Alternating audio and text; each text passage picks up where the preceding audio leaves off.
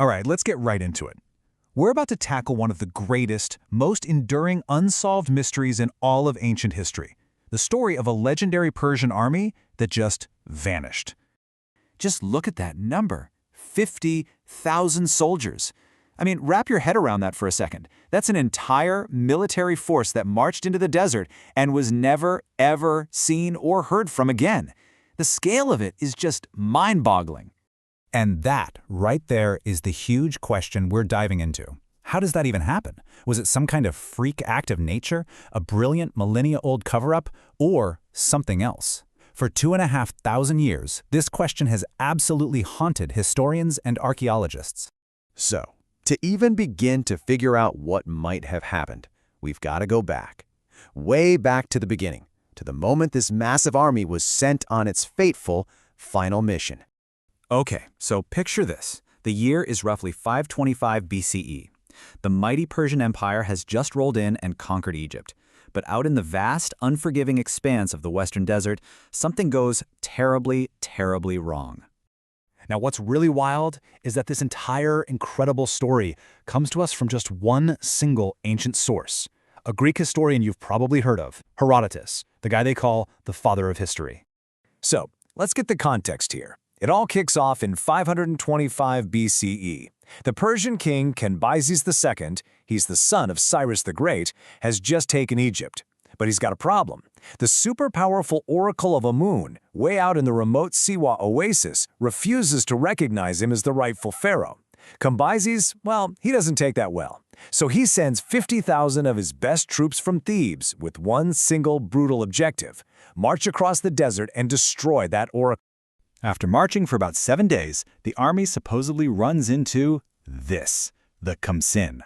And listen, we're not just talking about a windy day. This is a terrifying seasonal sandstorm that can just erupt out of nowhere, completely blot out the sun, and literally choke the air with sand. And according to Herodotus, this is exactly what happened. A colossal, unbelievably violent sandstorm just swept over the soldiers, burying all 50,000 of them alive. No one survived. Not a single trace was ever found. It's just a dramatic, horrifying end to the story. You know, for centuries, that was pretty much the story everyone accepted. But there's one massive, glaring problem.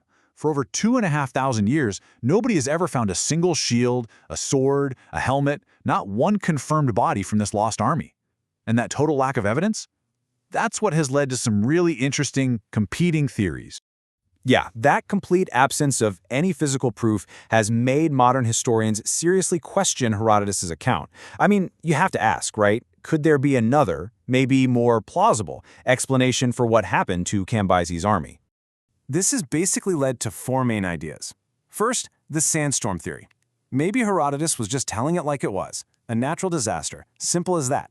Second, the propaganda theory. The idea here is that the story was a huge exaggeration.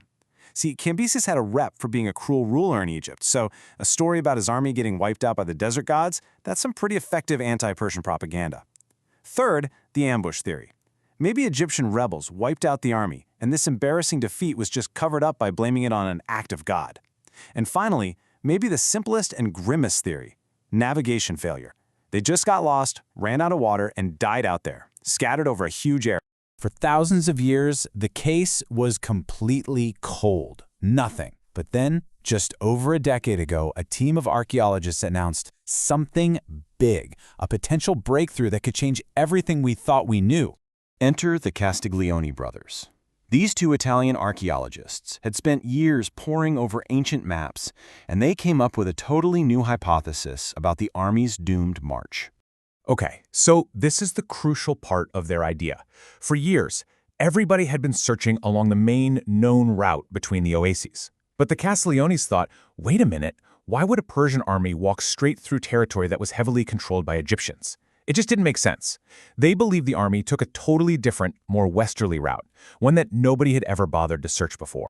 And along this new, unexplored route, get this, they started finding artifacts from the Achaemenid period. That's the exact time of the First Persian Empire.